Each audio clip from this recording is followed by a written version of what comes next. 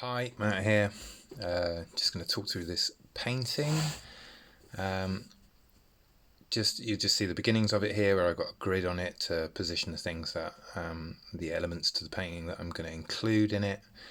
It's got a split between the orange and the kind of bluey green. The bluey green is going to represent some sort of underwater scene, and the orangey bit there is going to represent some sort of top land scene, which is going to be based around a cafe with a bit of landscape in the background.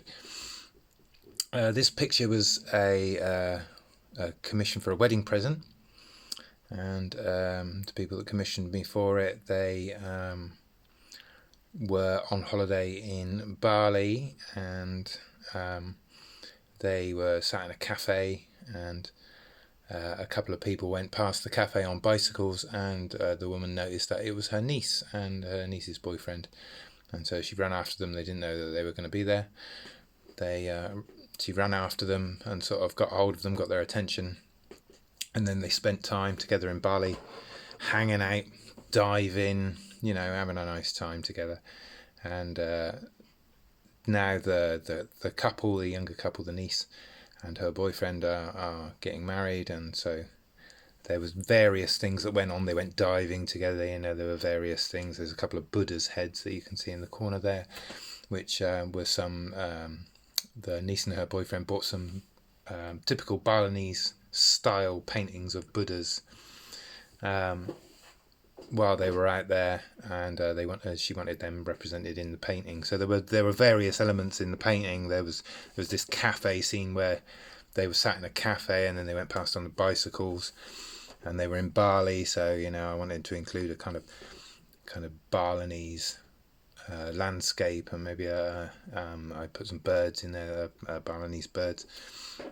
And then there's the underwater thing where they went diving together, and they went down and they sort of turtle being cleaned at a cleaning station. And it's there is a place in Bali where there is actually a big Buddha head underwater that people go diving at that spot. Balinese is very rich. It's a coral reef. They've got coral reefs around the island, and so it's very rich in wildlife, sub-aqua wildlife. And also there's you'll see in the middle of the picture there, if you look carefully, just by the turtle on the right hand side, there's a scuba diving cat, because they have a cat, and they wanted the cat included as well. So just to sort of, as I said, initially I laid out a grid. I'd mocked this up in Photoshop, and with my meagre Photoshop skills, not very good, but enough to mock up a picture with all these different elements in, with some sort of resource photos that I'd got, and also able to kind of manipulate those things and try and put them all together. I had this whole list of stuff that I was going to try and collage in this painting. I guess it's a collage of memories, if you like. I used a grid to position it. I often use a grid to kind of position things and try and get things right, especially if you're making something up and want to include some sort of perspectives and smash stuff, resource material together to make it work. Well, I hope I made it work. So sort of here on Bali is like I say, with the Buddhas in the left hand corner there. There's a certain that Buddhism is present within Bali. I don't think it's the majority thing. I think it's a majority. I think it's a Muslim country. I'm not sure entirely. I've never been to Bali myself, but there's definitely a number of religions that exist there. It's a very small place. And there's this sort of very typical Balinese art style. I'm sure there are many styles, but maybe it's the style that's exported, that kind of that represents Buddhas and represents the landscape. There's this up in where you can see me painting now. Behind there's a couple of mountains, and then I've included some sort of foliage, trees, leaves, and plants and stuff like that. And it's very, I took that from sort of reference photos of Balinese flora. And I looked up where they were. They told me in what location they were. So the cafe that is just falling out of shot now with the two people cycling in front of it there is the actual cafe that they were sat in, and I tried to represent that, and with them cycling past, and later on in it, I think I'll lead it right to the end. They're sat there in a chair drinking coffee while the two people go past. And in the background there, but what I've heard about Bali is it's a volcanic island, very, very rich in ecology, very fertile soils. I've heard before that they say in Bali that you can put a stick in the ground and it'll grow. Obviously that's not true, because that doesn't happen. But so I wanted to represent that. You can just see up. I've just put in some birds, and this is the Balinese myna, which is a very it is a rare bird. I always like including birds. I like painting birds. But the Balinese myna at one point went down, I think, to 10 individuals because they were like heavily, they were prized as by collectors. I guess for their plumage, because they've got like these blue eyes, and then they've got this kind of cool plumage, and they're very white birds. But at one point they went down to 10 individuals, and then through conservation efforts they've now got that number up to some hundreds. I mean, not loads, but they only exist on the north part of Bali, so they're quite a rare bird. I'm down here working on the detail on the Buddhas. I took the reference for these off the actual photos of the paintings that these people bought, and just around the Buddhas there's some diving figures. There were two couples, so there's a couple of people diving around that, and then over to on the right hand side near where the turtle and the cat are, there's a couple of distant figures. And I've tried to include actual fish that would be found in Bali, which is what you can see me sort of dobbing in now. You might not be able to see that in the detail, but I'm kind of putting in shoals of fish and different fish that would be found around the diving spots of Bali. Not necessarily near Sanur or along that coast. And then along the bottom here I'm working on some sort of marine foliage with rocks and stuff like that.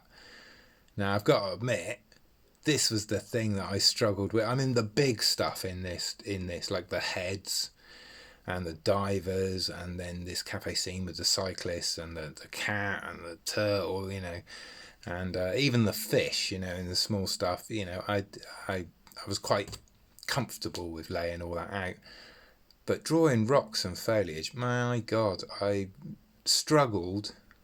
I think I went at it and I thought, I'll just go at this and it'll be okay, and it really wasn't. I ran at it and didn't do very well.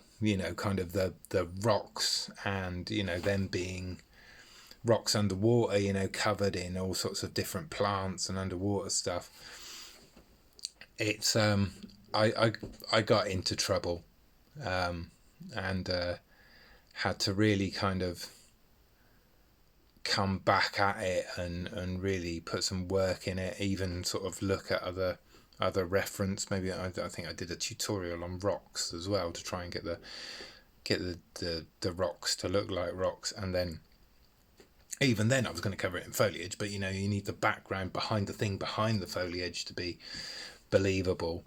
And then this foliage is from the Balinese coast. It's not like I kind of went, oh well, marine foliage, and then just slapped in whatever from whatever part of the world.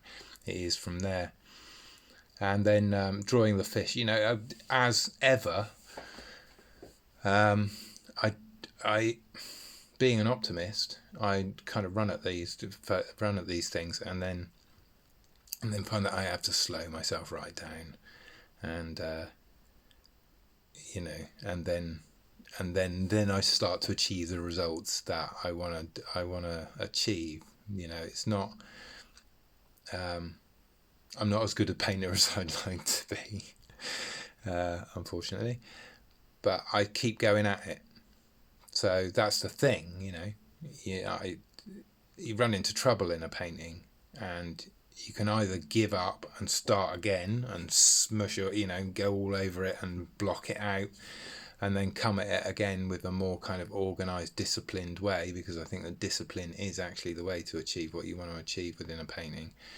If you're going to sort of go at the detail like this, then or you can keep going at it.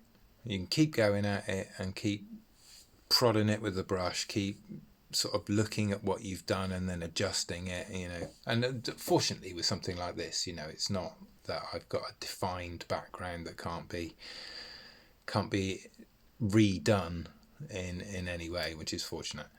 Because if it was a set background and then I was doing this fine thing over the top, I would have been in trouble, because I really ran into trouble. Anyway, I went at the foliage and the rocks, and eventually I got to a place where I was all right with it. And then these two Buddha heads that I'm working on now, I had a reference of a Buddha underwater, but only one head, so I had to repeat the head, and neither of them were that colour. They were the colours of the photos. One was gold and one was kind of silvery, so I had to kind of line them up and get them in perspective, and kind of do that by eye, which kind of went okay. So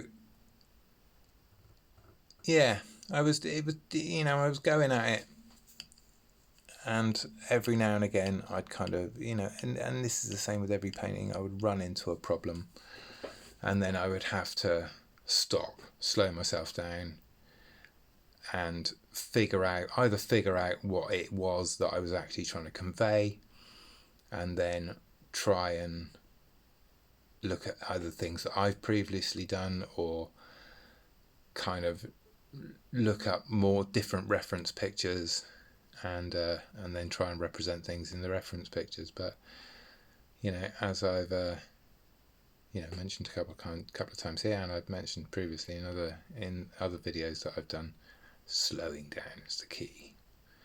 Slowing the mind down. The foliage was interesting. Foliage is an interesting thing, because I went at it, and the colours that I was using were not initially taking very well. I don't quite understand why. Maybe the paint was a bit bad. I'm trying to use up my acrylic paints and move over to oils at the moment. But again, layer by layer. I think the thing with acrylics is to layer and be patient. You may not get the colour to be as rich tonally as you want on the first pass, or the second pass, or the third pass. You might have to hit it like 4 or 5 times before you go, oh yeah, and you might have to layer one colour over another. Like if you've got green, you might have to layer some yellow over the top of it to kind of bring the green out. But yeah, what I've discovered about acrylic painting is that layering is the key, for sure. So I'm getting to the end of the painting here. Excuse my rambling through this. I can see I'm getting to the end because I've actually got to the people on the couch. I decided not to go any further with the sketching. I did the sketching of the people on the bicycles, and I thought I'd leave that loose. So I'm working on the cafe there, and I've done some work on the landscape in the background, and there's as I say, the Balinese miners just above the cafe. I wanted to have that sense of distance with the mountains and back. And then behind, I've left this kind of like volcanic. It really does speak of the volcano, the sky. I don't know if you can call it a sky. It almost looks molten, running behind it. But anyway, that's to evoke the feeling of Bali, if only in myself. So I passed this on. The people were happy, and I was relatively happy with the result as well.